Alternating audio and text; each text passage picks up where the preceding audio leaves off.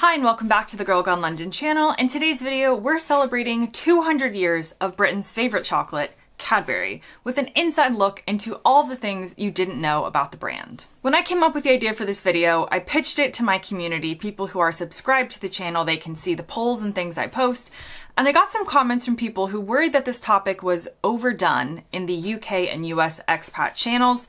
And of course it is. There are so many videos of Hershey's versus Cadbury's, which is better, UK versus US chocolate, etc.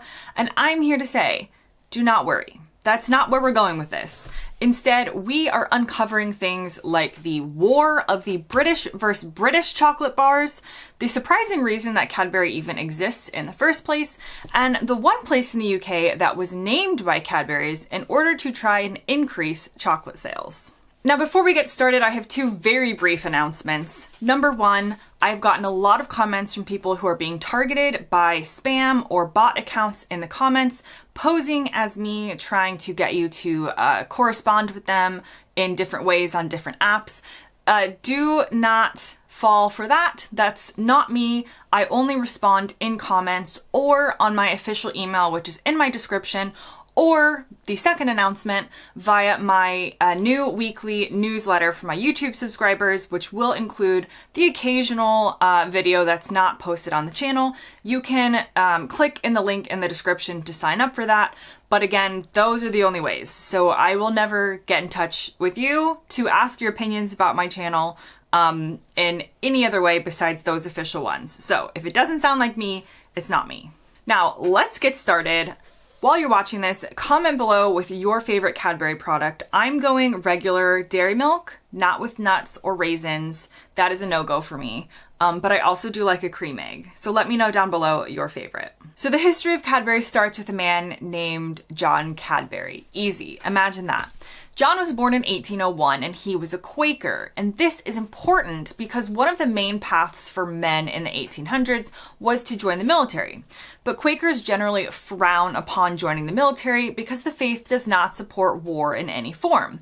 So instead, he decides to open up a grocery shop in Birmingham in 1824.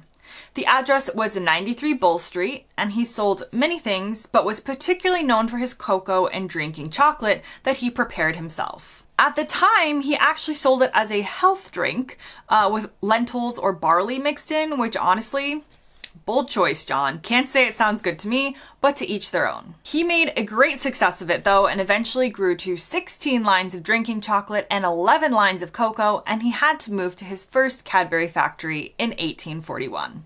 Now, fast forward a bit to John's retirement. Sorry, John, we're done with you. His sons, Richard and George, took over Cadbury, but it needed to be revitalized at this point. So they looked across the channel to mainland Europe to see what they needed to do. At the time, there was a Dutch cocoa press, which was able to make purer cocoa butter than any other machine. So they purchased one and used it to make their drinking chocolate 100% pure. This was a huge turning point for the Cadbury brand and part of why it exists today, because they were able to breathe that life back into it and start promoting themselves as 100% pure. Now we'll talk about some pivotal moments in Cadbury history coming up, but let's finish our mad dash through Cadbury history first. The First World War starts, and this means that many male Cadbury employees, over 2,000 of them, joined the British Armed Forces. Cadbury gets involved in the war efforts by providing clothing, books, and of course chocolate to the troops, and suddenly the women are running the factories. They're known as the Cadbury Angels. Between the two world wars, Cadbury grew its line of offerings even more, acquiring other companies and creating the Flake, Fruit and Nut, and Crunchies. Another part of their success comes down to the marketing of chocolate bars as items for the everyday person, including the working class. Previously, they had been sold as luxury items, but Cadbury knew that chocolate was for everyone. In World War II, Cadbury's donated to the war efforts again, and actually the government realized at this point that the production of Cadbury's would keep morale up in the country, so chocolate was considered an essential food item for the duration of the war. However, they did have to remove some items like dairy milk, as fresh milk was not allowed to be used. Instead, they turned towards ration chocolate, which used dried skim milk. Popular Cadbury items come along in the later half of that century, including Wispa and cream eggs, and Cadbury World opens to the public in 1990. Prior to that, you could take factory tours of the Cadbury factory, but visitors were increasing and they wanted a place specifically for visitors to come and learn about the chocolate making process and, of course, the brand. In the 21st century, Cadbury sponsored the Olympics, and it reached its 200th birthday this year. It did become an arm of Kraft in 2010, which is controversial as many believe it's lost much of its British ethics and roots. One of my absolute favorite stories about Cadbury has to do with the origin of Bournville. You may recognize the name and have seen it on Cadbury products. The story goes like this. The year is 1878. And the Cadbury brothers are looking for somewhere to build a new factory for the company. But they wanted somewhere that wasn't, in their own words, squalid and depressing. They needed somewhere with good transport links, a lot of room, a place where their employees could live, work, and play together. Doesn't that just sound ideal? This dedication to employee welfare was actually very rare for those times, but the Cadbury's employees enjoyed country outings, summer camps for the kids, football, hockey, and cricket teams for the workers, and it actually became one of the first companies to offer a Saturday half-day off of work. The area they found was just south of Birmingham, featuring lots of green space, and it was near a stream called the Bourne. The brothers took this and added ville to the end of it, which is French for town, specifically hoping that the French-sounding name would mean that they could now attach their brand to something that seemed high quality. So it was a factory purchase meets marketing decision meets employee retention exercise, and by all accounts, it worked. Now let's talk about the war between British chocolate bars, because Cadbury was not the first to come out with the chocolate bar in the UK. That was actually by a company called Fry's in 1847. They were Cadbury's top competitor at the time. This sort of created like a space race in chocolate form where Cadbury felt like they needed to keep up. And they did. The first Cadbury chocolate bar appears only 2 years later in 1849. This wasn't the first milk chocolate bar though. That comes later with the Cadbury Dairy Milk bar crashing onto the chocolate scene in 1905. Now, what happened to Fry's as a company?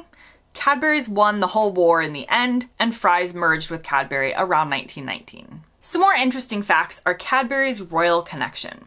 You know a brand is loved in the UK when it has the royal stamp of approval, and Cadbury's got just that from the monarch in 1855 when they received a royal warrant to take on the role of manufacturers of cocoa and chocolate for Queen Victoria. In fact, they still hold a royal warrant to this day. Now let's talk Cadbury's around the world, because Cadbury can be found in over 50 countries. It's one of Britain's most successful exports, but the main markets are the UK, Ireland, Canada, India, Australia, New Zealand, and South Africa. Keep in mind that the formulas for the chocolate do vary based on country. You'll notice that if you buy Cadbury's chocolate in the US, even though it says Cadbury's, the taste is going to be based off of local ingredients and formulas, and by this, I mean it doesn't taste as good. On to the numbers. There are 350 million bars of dairy milk chocolate sold every year. It's the second largest confectionery brand in the whole world after Mars, and 400 million chocolate buttons and 1 million cream eggs are made every single day. Also, an interesting thing to note, while researching this video, I kept asking myself, is it Cadbury or Cadbury's? Turns out they changed the name in 2003 and they dropped the S. So it used to be Cadbury's and now it's Cadbury. And their explanation was that Cadbury is a more rounded name.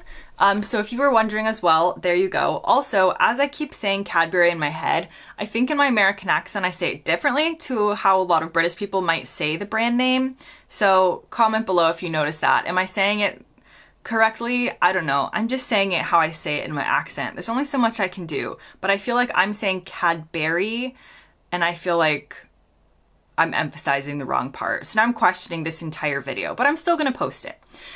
Moving on. Another fun fact I learned about this iconic brand is that Cadbury once produced a brand of instant mashed potatoes. Yes, nothing to do with chocolate. Instant mashed potatoes. They were known as Smash, and they were launched in the 1960s. In fact, one of the most famous Cadbury advertising campaigns of the era was not for chocolate, but for Smash. It featured the Smash Martians, who were aliens that would watch humans preparing mashed potatoes the traditional way, and then they would laugh at them for not using instant mashed potatoes. That brings us to a great finish with Cadbury's advertising in general. Advertising for the brand has changed through the years. Earlier ads featured the health benefits of their product, such as claiming it would improve your strength, keep the children healthy and happy, and give them 1.5 glasses of milk, which was the nutritious drink of choice in the 1920s. They were also part of the first group of TV ads in the UK in 1955. One of the most famous is the Gorilla ad, named as the best ad of the 2000s, created more for entertainment purposes and brand recognition than the Hard Sale. It essentially featured a gorilla playing the drums to the song In the Air Tonight by Phil Collins. It was weird, it was memorable, and for some reason people loved it, and it's won numerous awards in advertising. Another iconic part of advertising and branding for Cadbury is, of course, the iconic Cadbury purple. Now that brings us to the end of this video. Again, make sure you've commented below, let me know your favorite Cadbury products, or do you prefer a different chocolate brand? Are you going to be controversial? Maybe. Let us know. I'd also love to know what other food brands in the UK you would like me to do a deep dive into. Thank you very much for watching, and I'll see you next time.